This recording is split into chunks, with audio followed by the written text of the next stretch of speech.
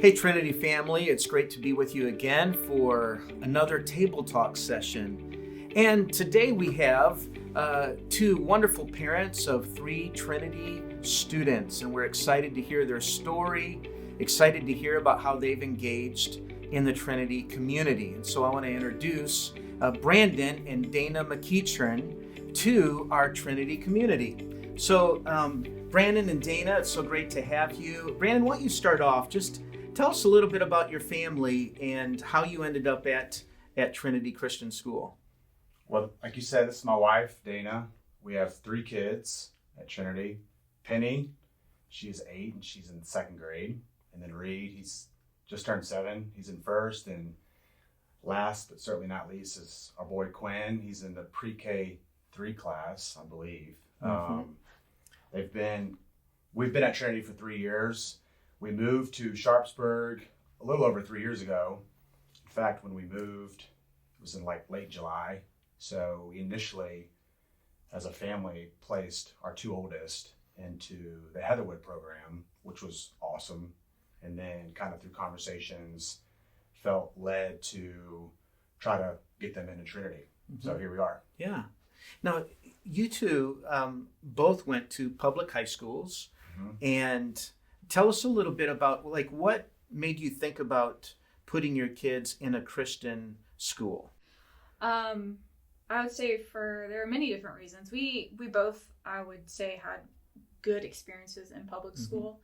But I think something that we did not want our kids to go through was to just be a number and to just to kind of go through the motions. Mm-hmm. We wanted people to know them, to love them, just like the Lord does. Mm-hmm. And I think we've very much had that experience here. So that was our biggest driver into looking into Trinity. And I'd say that has completely been exactly what we've hoped for. So. Well, I've seen it where the Lord can really touch a student in a school setting. And as I hear your story, it was in college where the Lord really met you. And even though you may have had some experiences in a faith community, there was an experience that was very transformative, or at least relationships that were formed when you met at West Georgia. Can you tell a little bit of your testimony? Share how you came to know the Lord. What impacted your life? Because that was really formative, even in regards to how you raise your children today, I believe. It was. Yeah, so we met at the University of West Georgia. We kind of joked, your classic tale of cheerleader and football player. Mm-hmm. I guess I was kind of a football player. She was really a cheerleader. Yeah, we grew up in kind of 2 totally different environments in our house. Mm-hmm. But when we got to Carrollton, we got there for different reasons. So for me, it was, I guess you could call it literally rock bottom. Mm. I never would have dreamed I would be playing football there, not to slight it. Mm-hmm. But when I got there, I was completely broken. I tell people now, like, God used the sport of football to bring me to my knees. Mm. And on that campus, there was a guy by the name of Ben Weber who worked for Campus Outreach, and she can kind of speak to her experience through CO as well. He pursued me to the point where it was a bit annoying, but God knew what he was doing. Mm-hmm. And so Ben began to speak life to me. And about 2nd or 3rd year there, God redeemed me and saved me. Mm. And a lot of that was through Campus Outreach, mm-hmm. which we were very thankful for. Yeah. And so we met there, and I think she can kind of share a different experience through mm-hmm. CO, but similar. So you were involved in Campus Outreach as well? I was. Okay. So tell me about your experience through that. How did the Lord touch you? I think sometimes, I was seeking and praying for change, not really knowing what I wanted. And I think God put people in my life to really pick apart some of the different things that I was battling in my own head. And there was a woman by the name of Shelby Eastris. She was in Campus Outreach as well. She was one of the leaders there, and I think she was just available. She was a friend first. I don't think she pursued me quite as heavy as maybe Ben did, but she was just there, willing to answer any questions that I had, pray with me. I think she was maybe one of the first people who had ever sat there and prayed with me and for me, kind of on the spot. So I think God put people in my life to show me his goodness and his love. And that was kind of my experience through campus outreach. And I think through them, I really began to put myself in the position to be a light to other people and kind of do exactly what they showed me as well. And campus outreach was a great way for me to explore that part of my own faith. So your experience at West Georgia, even though it is a public institution, you were involved in a faith community there that was very transformative in your life. Did that give you a sense of vision for what you wanted to see in your own children? And, for me, I have 3 kids that went through Trinity, and I see the relationships that were formed here, wonderful friendships that last way beyond graduation. Are you seeing some of those critical relationships formed even in your kids' environment, where they're around other like-minded children who have like-minded families? You're all pursuing a faithful education that forms students to look and act like Jesus, right? I see a ton of crossover. So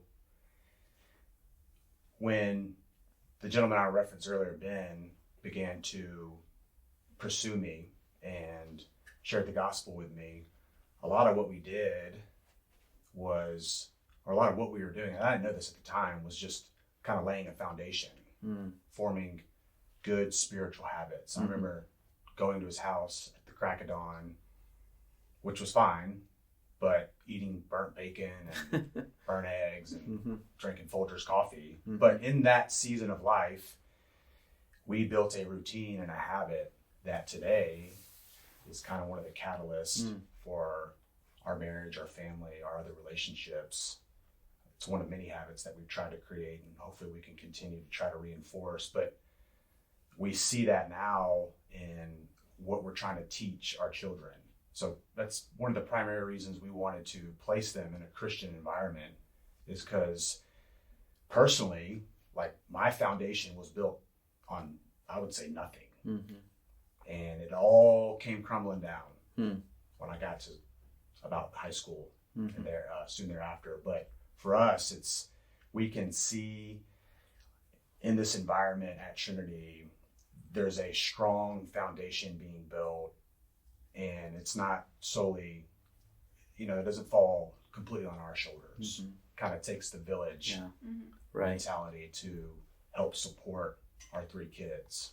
Well, Brandon, it's just a beautiful thing to see and to hear your testimony, because when I look at you, I don't see a broken person. I see such a mature person who loves Jesus and pursues the things of God. And what a testimony that is of God's grace upon your life.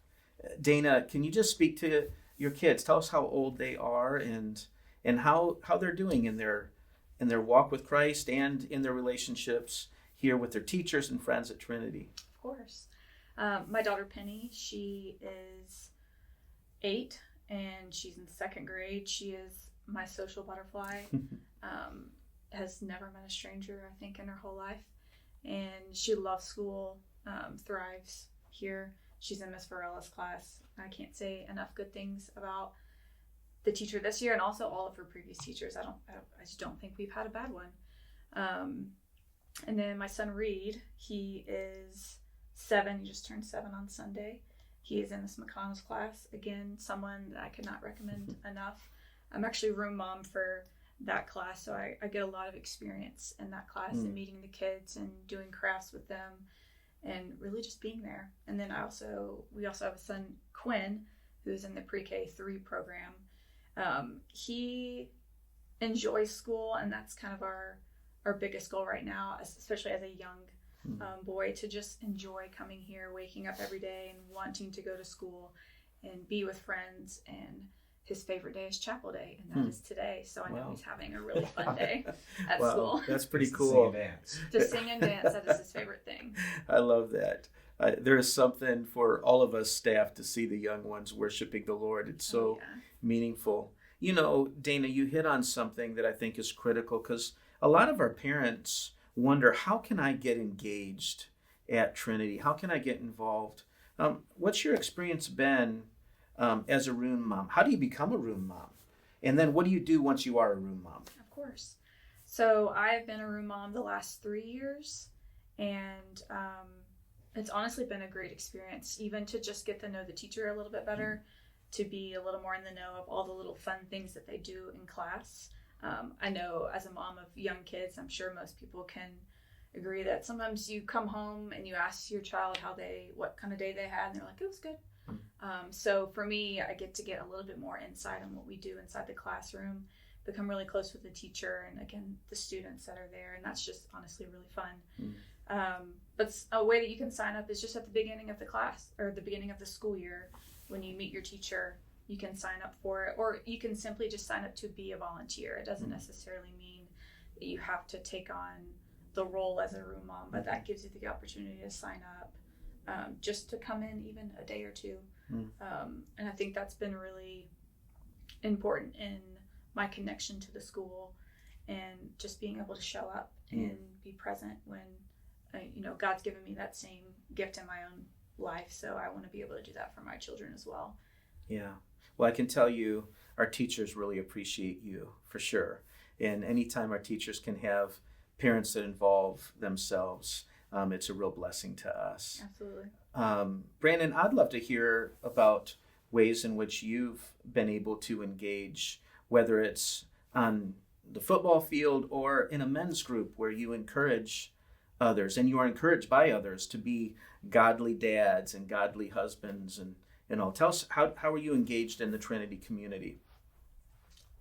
Initially, it was just kind of showing up to a few events that I felt like would add value, quote unquote, to my life. And so in those environments, thankfully there's just other men who can kind of notice, hey, there's somebody new, and they may have a willingness to connect. And one of those men, I'll give him a little shout out, is Brad Brazina. And he initially for me was kind of my connection to the school, because I'm not from here, didn't know anybody when we moved here other than her family. And so in that relationship that he and I began to build, it became clear to me my situation wasn't unique. Like, most men are experiencing a little bit of disconnect in some way, shape, or form to the school. That's natural, because if you don't work here, you're going to be a bit disconnected. And so myself and a few other men felt like at the end of last semester, there was a void that we could potentially help fill. And the only way we're really filling that is just by raising our hand and saying, hey, we're willing to put in a little effort to try to create an environment. And that group that we've created alongside men like you at the school, and Oscar helping us, and Mark Northcutt, is, we call it F5. We meet the last Friday of every month. And for us, it's not us or somebody getting up there and preaching a sermon. It's more, we call it more small group than sermon, where we can get around a table, create the space to be able to be vulnerable. That's a word that the church kind of just throws around, but it's important, because there's men out there who kind of keep their guard up, keep people at an arm's length distance, and it's just not healthy.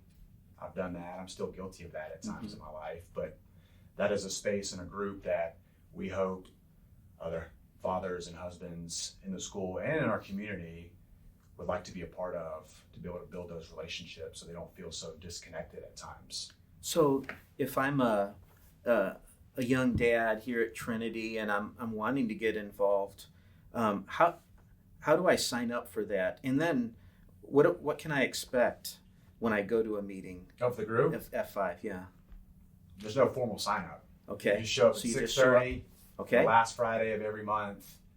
We're going to do it throughout the spring semester. We hope over the summer we can do some relationship building things like maybe go fishing, have a cookout, Mm-hmm. and then kind of roll it into the fall semester. Yeah. So yeah, there's no sign up. You just show up, Mm. and hopefully in that environment, you know, the idea for us is that kind of like a rising tide would raise all ships. Mm-hmm. The more men we can get engaged Mm-hmm. and get into the quote unquote fight for our families and for our children and for our community, then we believe more people will flourish. Mm-hmm. So it's literally just showing up 6:30 on a Friday Yeah. for an hour. I think it's critical, Brandon. I know in talking to some dads here that maybe don't have a close-knit community, I think what you're offering here is just a real beautiful way in which guys can engage with imperfect dads, imperfect husbands, but we're all striving to be all that God's called us to be. So that's a real beautiful thing. So thanks for being a part of that and initiating that. I think we can always see areas where maybe we can be a conduit of grace to bring in solutions and helps to people that are in need. You know, one of the things that we develop here at Trinity is like a portfolio of a graduate or a portrait of a graduate. So if I look at a portrait of a graduate, what do I want to see in my own kid, right? Do I want to see them really thrive academically, in the arts, in athletics, or are there character things that I'm really wanting to see? I guess what I want to ask the two of you, when you're looking at the end of the 12th grade, what's your vision for your own children? All three of our kids have unique characteristic traits, right, that God has gifted them with. So I'll start with Penny. She's the social butterfly, which at times can be a detriment. But the other side of that coin is we think and we sense like she's going to be a leader. Mm-hmm. So like Miss Rock and Miss Varela this year have both kind of identified that characteristic trait to be a positive, but there's been moments, she's so young, right, where she may lead a bit too strongly, but they are not trying to like put out that fire in her.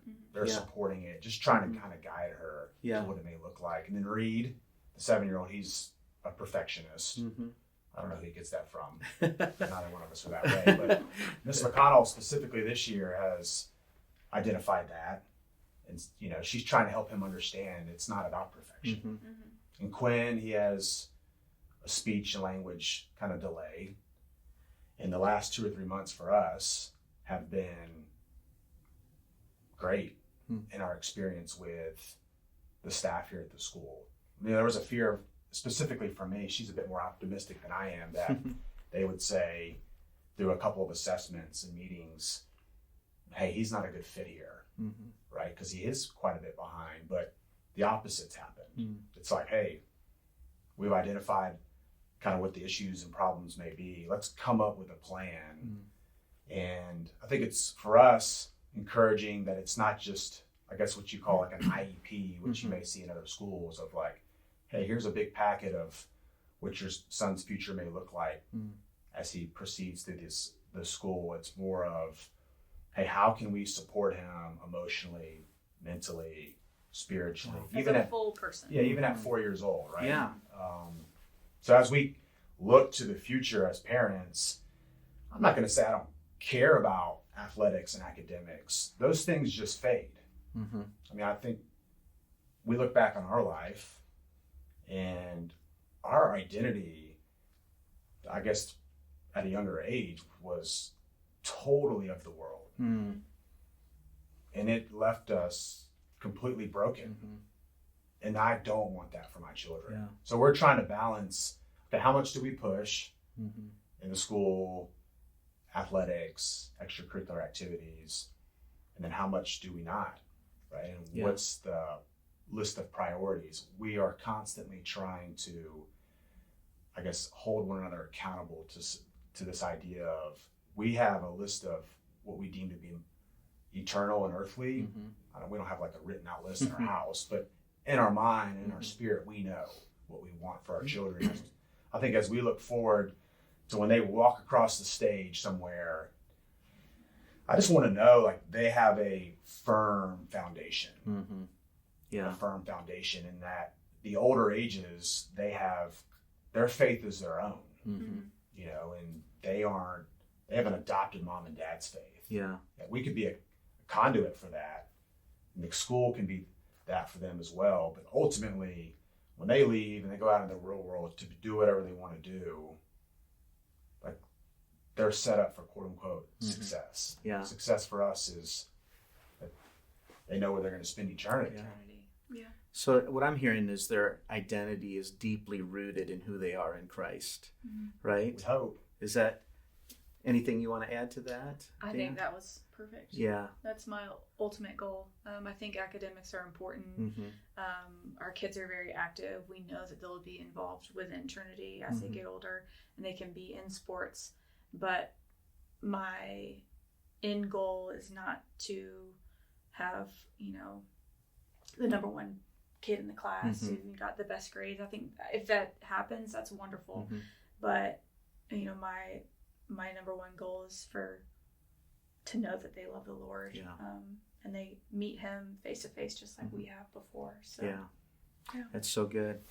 Well, listen, Trinity, it's a great reminder to all of us. Our students are so different. They bear the image of God, the Imago Dei, and even as the McEachern kids are as different as could be. Penny is way different than Quinn, but they are valued because their identity is in Christ. And really, as an administrator here at Trinity, we want you to know we deeply love your children, and we want to see them thrive. We want them to know that they are special because they are children of the living God. Thank you for joining with us and being a part of the Trinity community as we prepare today's students to impact tomorrow's world. God bless.